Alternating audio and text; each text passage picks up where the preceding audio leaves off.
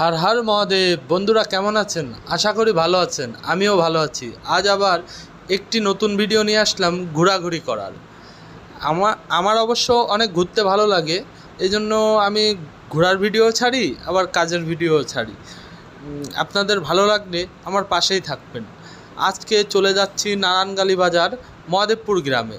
আমার বন্ধু রাসেল ওখানে থাকে।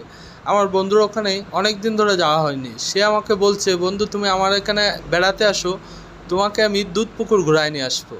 দুধ পুকুর নাম শুনে আমি অনেক আগ্রহ হয়ে গেলাম যে দুধ পুকুর কী জিনিস।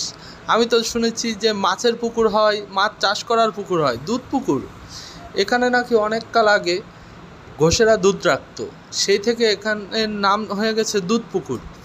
যাই হোক, প্রায় 15-20 মিনিট গাড়ি চালানোর পরে আমি আমার বন্ধুর গ্রামের বাসায় চলে আসলাম। বাসা থেকে দুধ পুকুরটা অনেক দূরে, এই জন্য তো ওখানে মোটরসাইকেল নিয়ে যাওয়া যাবে না, কারণ ওটা হচ্ছে কাঁচা রাস্তা। এই জন্যতে হাফ কিলোমিটার হাঁটার পরে আমরা অবশেষে দুধ পুকুরের পাশে পৌঁছাই। দুধ পুকুরের পাশে পৌঁছানোর পরে যে দৃশ্যটা দেখলাম, অনেক সুন্দর মনোরম পরিবেশ। এ হচ্ছে দুধ পুকুর। দেখুন কত সুন্দর জায়গা, পুরো নিস্তব্ধ এলাকা।